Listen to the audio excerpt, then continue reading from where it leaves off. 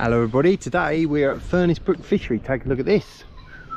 Nice. Let's get our gear and get set up. It's a pretty good idea. Nice. I think I'm going to be fishing in down there. Not sure how friendly this fella is. He looks a bit leery.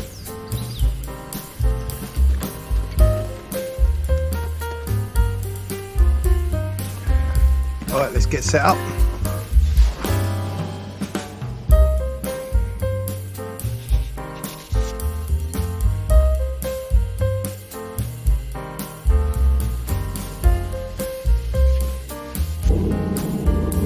This is a brilliant trick when you're tying a pole rig. Put 2 loops in it, albeit I don't need to worry about this because I've got a stomp flow, but if you've got a Dacron connector, put a double loop in, and then when you come to undo it, you just tug the second loop and it's away. I'm going to do 2 loops anyway, so that when I put it back, job's a good one. So this rig, I am not messing about on this rig.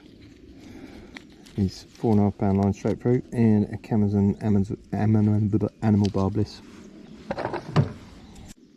Right, let's have a plumb up.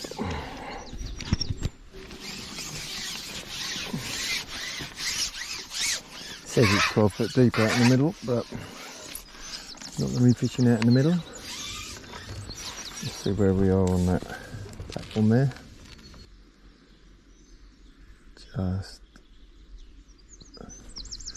yep, it's a bit deeper than that. It's like 5 foot. A perchy line over there. Yeah, it's a bit about 4.5 foot over there. And then I quite fancy it under here for another perchy line. Not fair, I've got to be a bit careful with the bushes though. Oh. Yeah, it's even shallower over there. Well, here's the first fish of the day. I don't know what it is, I'm suspecting a rudd. No, it's a roach. It's not a bad size roach. That was on corn.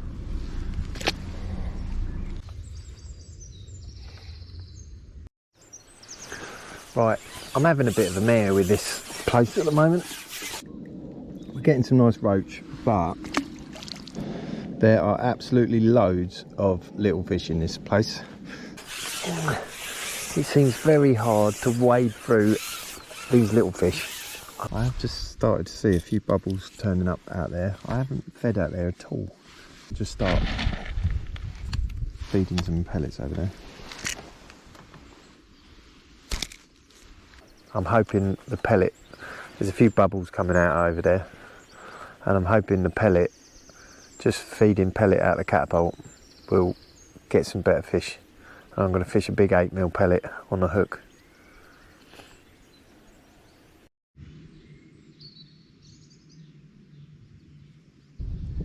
Right, whilst that pellet swim is developing, let's put a bit of 10mm meat on and go under that bush.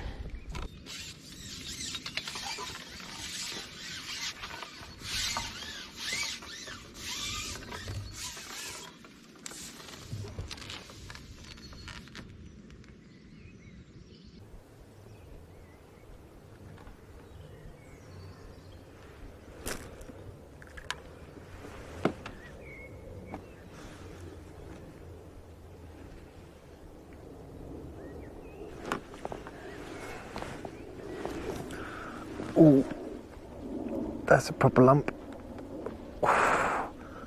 Ooh, that ain't no gudgeon. I've hooked and landed a bloody great carp. Oh, look at that. It's got to be 10 or 12 pound easily. I'm sorry you didn't see any of the fight, but anyway, it's hooked in the barbel. So yeah, nice common. Just when I was losing faith, bosh, float went under. That was on meat. So yeah, let's get this big bad boy back. There he goes. See that, mate? Woo, that was good fun. Right, I'm just going over the other side of the lake because Jems caught himself a big perch. This is really cute, this lake. It's like somebody's garden. Somebody really cares for it. There's this passageway of trees behind me. It's really sweet. Yeah, look what Jems brought. Ooh, big old perch.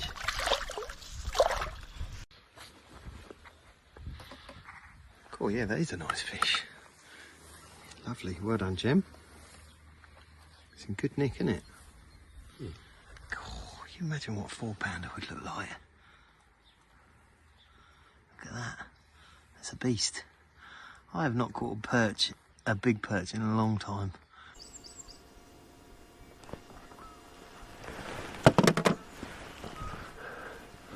First drop on the pellet line, and we've got something half decent. I think it's half decent. I put an 8mm pellet on out there. A bit worried this is a, I think it's a skimmer.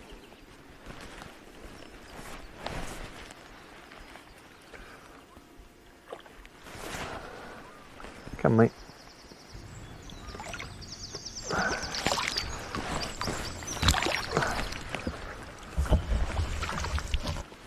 Bit of bream.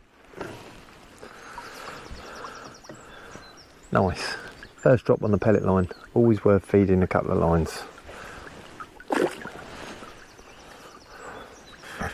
I thought the float was just, hadn't used that float yet, and I thought the float was just overcocked because it sunk first time, and I thought, huh? Let's see if there's any more out there.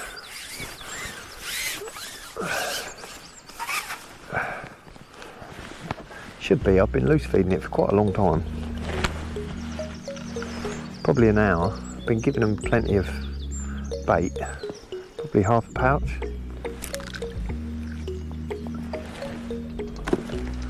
Bit worried I'm going to catch some carp out there, because this white hydro is not really carp stuff.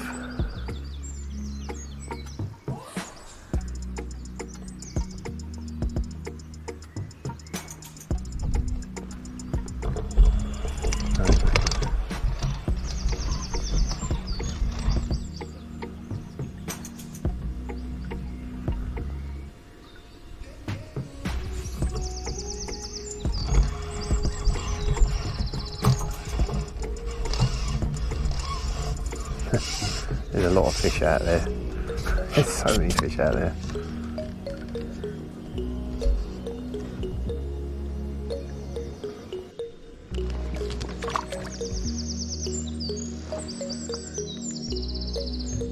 These bream are getting bigger.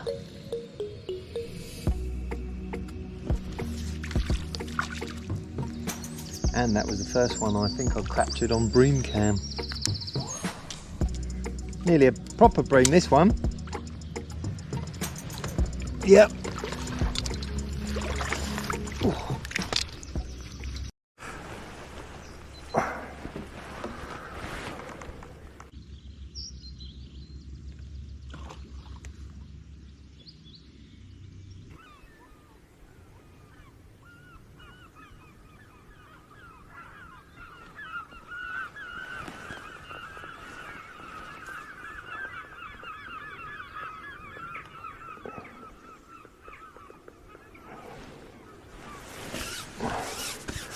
There is a lot of fish out there. I've probably said that 7 or 8 times now.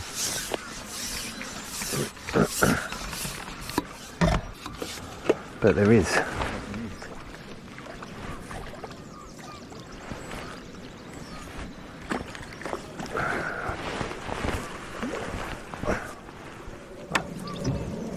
It's funny looking bream, he's got a little bump on his bum.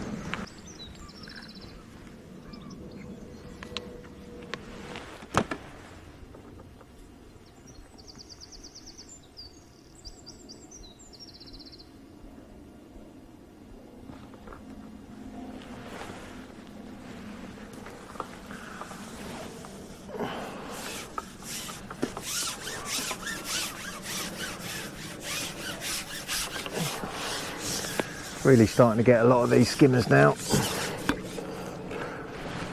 I was struggling with it for a bit, but I did up the up the rig, went for the straight through line and the grey hydro, because I was a bit worried about hooking a carp. But I did bump a few skimmers, and then what I did, on the puller kit, it was on a knot, and I just pulled that knot off through the bung, so that there's a bit more slack in the elastic. It's well worth doing that, because I find with pole fishing, the tension of the elastic is such a key part of it all. You can easily, it's hard to get a balance between being strong enough to land fish and not too tight to bump fish, especially on this sort of water where, you know, I could at any moment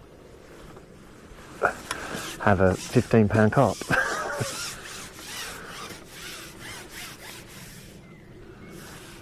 This feels a bit different.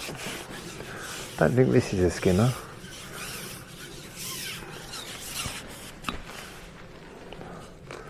Oh, it is just a bigger one.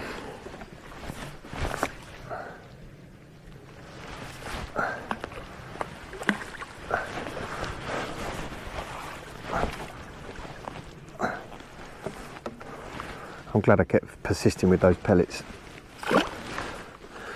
I fed that for a good hour without even looking at it, and then blopped on there, and there's bloody loads of them out there. I think this venue does have a lot of fish in it. I am still feeding a few bits of meat every now and then under that tree, because I'd quite like another one of those carp. So yeah, every 10-15 minutes I'm just boshing that out there, just keep them interested.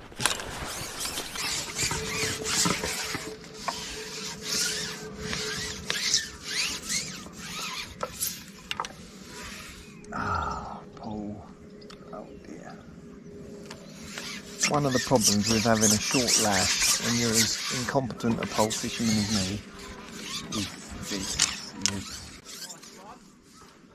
What is it, a rudd? Yeah, they're quite fat, them rudd, aren't they?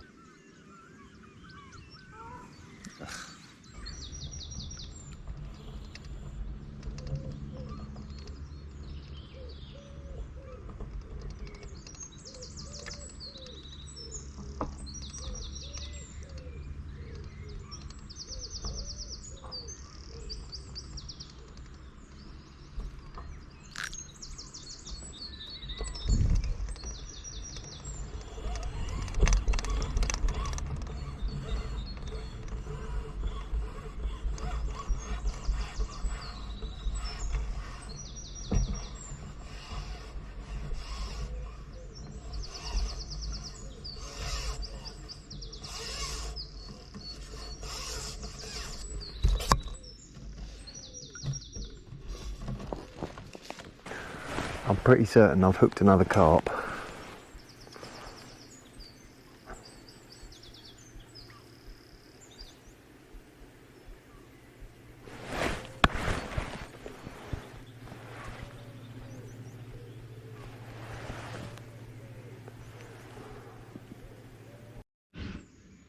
Right, I don't know how much you got of that fight, because I think my GoPro battery ran out, but this is a bloody great big thing.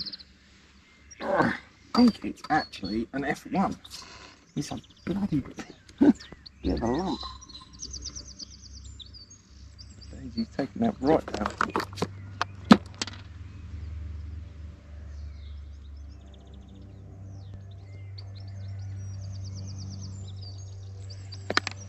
Yeah. Absolute brute of a thing. I think he's an F1. Yeah, lovely. Doing alright this session.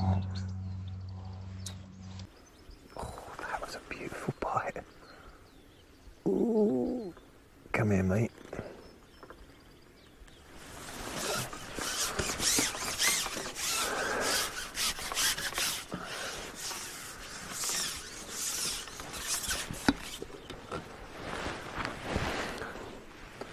I know there's some tension, big roach in here, so just hoping to get through these skimmers.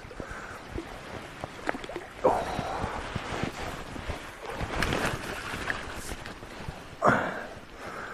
Absolutely bagging.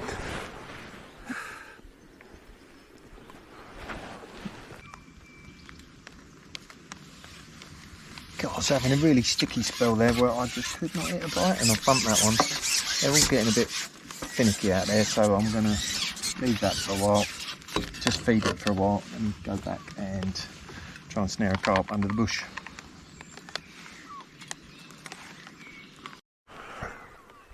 I don't know quite what it is, but I've definitely snared something bigger under there. I don't think it's a carp, but it might be.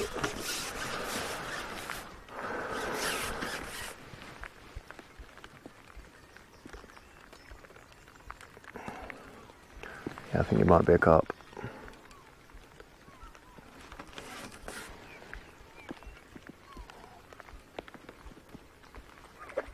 Oh, I've got a big perch. Yeah, it's a perch on meat. It's a good one. Meat.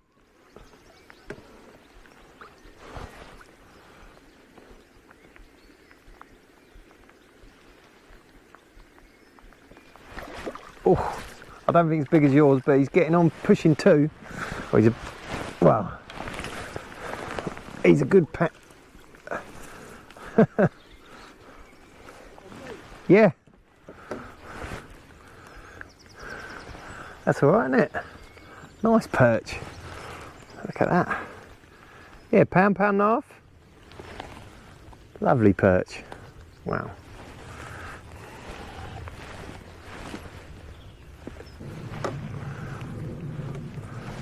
Yeah, absolute belting fish. Beautiful. Love a perch. Look at that. Hey. About, I don't know, pound and a quarter. Lovely.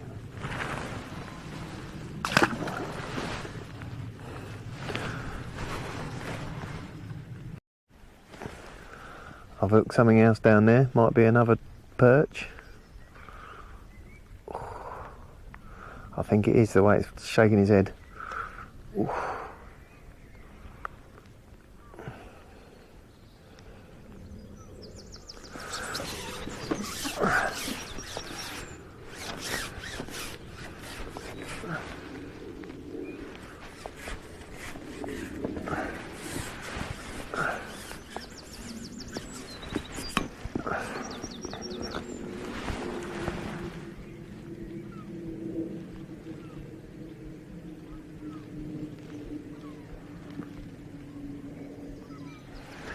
I'm hoping this is a perch, thinking they all flock together. If it is, it's a lump. Probably a carp.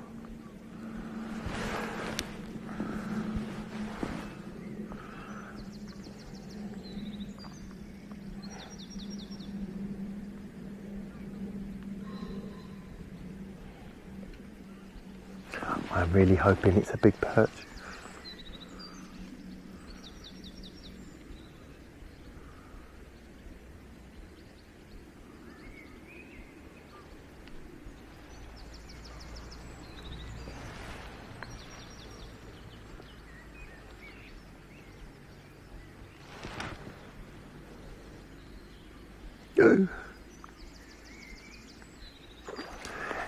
It's a barbel. I got a barbel. Yeah. No, nor did I. I'm thinking this is a £4 perch and it's a bloody barbel.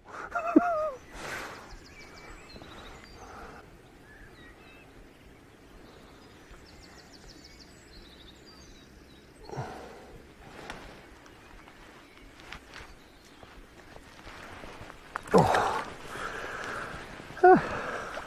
It's £2–3. Look at that. I wasn't expecting that. Lovely fish. Can't beat a barbel. What a beauty. And there was me moaning about this place, just couldn't get through the little ones. Let's get him in the net, rest him up. He seems pretty keen straight away.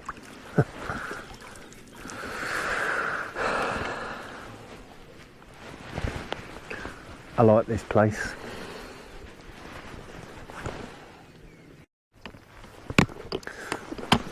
Right everybody, I'm going to bring this video to an end, but what I didn't show you, which